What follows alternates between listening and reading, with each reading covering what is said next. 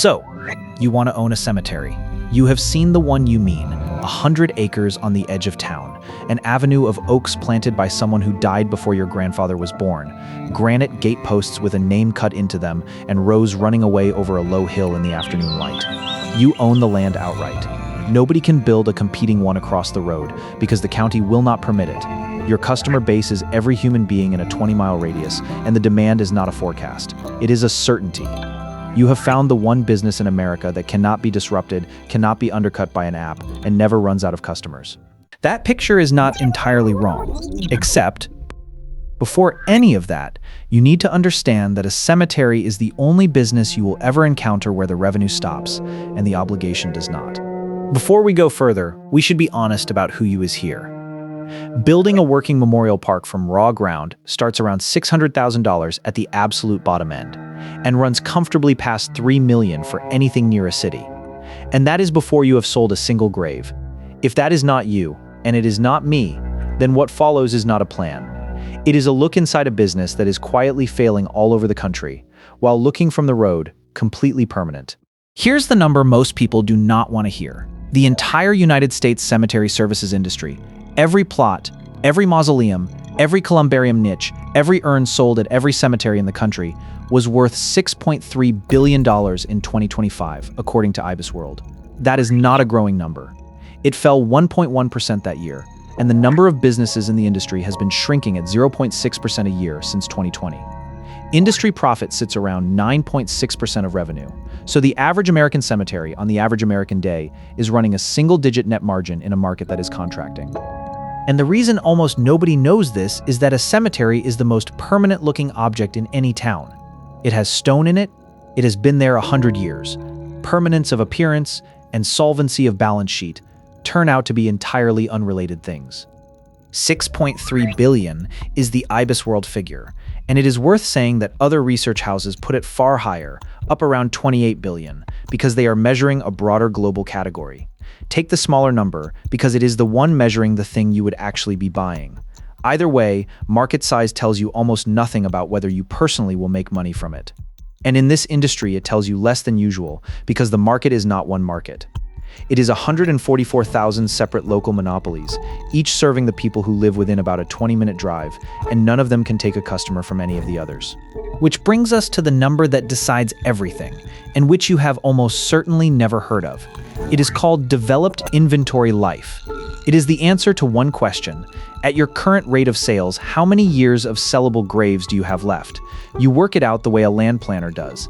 Take your total acreage, subtract the ground you cannot use for topography, subtract the roads and buildings, multiply what remains by around 1,000 graves per acre, which is the standard rule of thumb and runs between 800 and 1,200, and divide by your annual sales. A 100-acre cemetery with 50 acres already occupied, 30 unusable, and 10 built on has 10 acres left.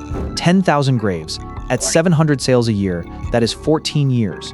14 years on a property that has been there since 1890 and looks like it will be there forever. When developed inventory life drops under about 20 years, something is very wrong, because you are no longer running a business. You are running down an inventory, and the moment it hits zero, your revenue does not decline. It ends. So let us talk about what it costs to build one. The honest range for a functioning new cemetery is roughly $200,000 at the rural bottom to well over $1 million at anything approaching a metro. And you should know up front that the sourcing on this is the weakest part of the picture. There is no franchise disclosure document for cemeteries. There is no Item 7. What exists is a small number of business guides that broadly agree with each other, and one that claims you can do it for $10,000, which is simply wrong. The shocking variable is the land, and not for the reason you think. Rural acreage runs $10,000 to $50,000 an acre, so 10 to 20 acres puts you anywhere from $100,000 to $1 million before you have moved a shovel. But the variance that actually kills people is not price. It is whether the ground works. Cemeteries almost never fall under standard commercial zoning. You need a special use or conditional use permit, which means a public hearing, which means your neighbors get a vote on whether there will be a cemetery next to them. And before any of that, you need a soil percolation test, because if the water table is high, you cannot bury on that land at all. People buy the parcel first and test it second. That is the single most expensive mistake available in this business. Because a cemetery on land you cannot dig is a field. Site development is the next bucket, and it is the one nobody budgets correctly. Grading, drainage, access roads, fencing, irrigation, and landscaping run $100,000 to $300,000 on a modest property, and one source puts the range as high as $500,000. Add 20 to 25% contingency to every contractor number you're given, because the drainage is always worse than the survey suggests, and a cemetery road has to carry a loaded hearse in February. Equipment is smaller and more concrete. A used backhoe for grave excavation runs $30,000 to $60,000, a commercial-grade mower $10,000 to $20,000, and you will need a lowering device and a service truck. Call it $80,000 all in. The cost nobody budgets correctly here is not the machine, it is the second machine. Because when your only backhoe fails, you have a funeral scheduled for 11 the next morning and no ability to postpone it. Permits and licensing run $5,000 to $20,000 depending on the state. And then there is the line item that exists in no other industry, which is your opening deposit into the endowment care trust. In California, any cemetery established since 1977 must put $35,000 into that trust before it sells a single plot.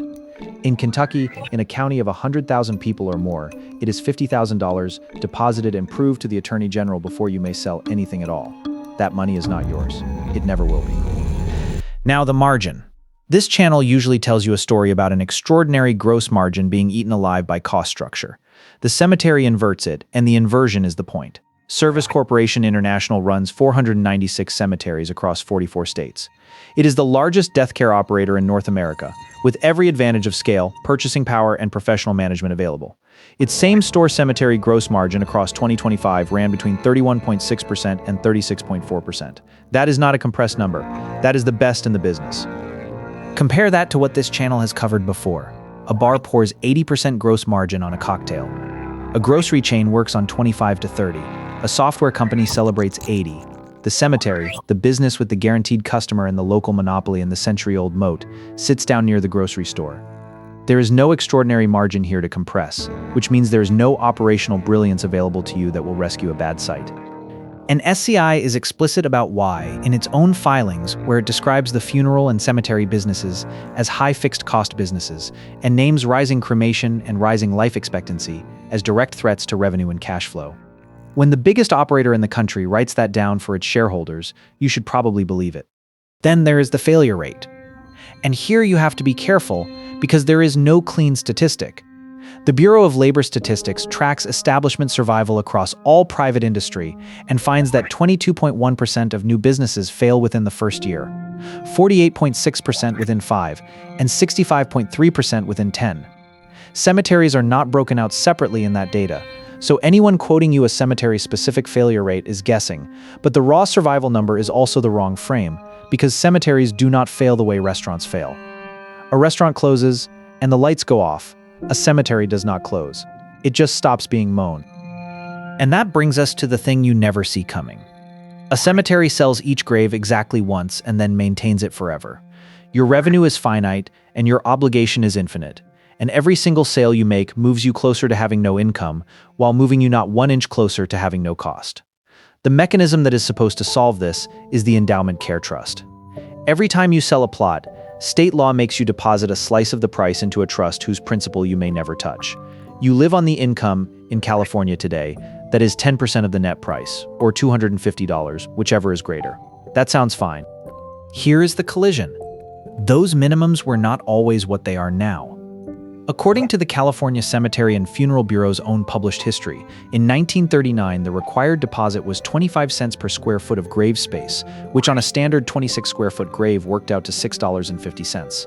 $6.50 deposited once to mow that grave and edge that stone and maintain the road leading to it every year until the end of time.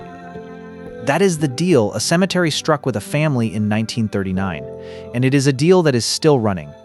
And grounds maintenance now costs somewhere around $2,200 to $3,800 per acre per year.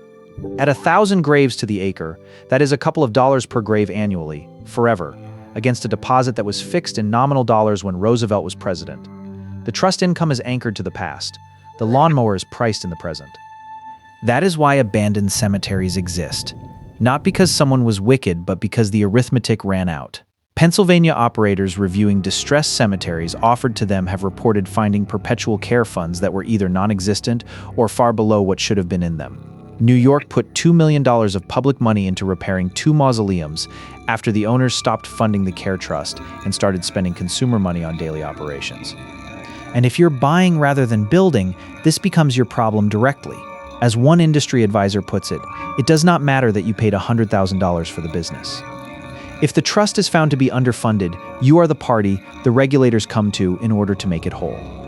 It is the environmental liability of a leaking petrol station, except invisible.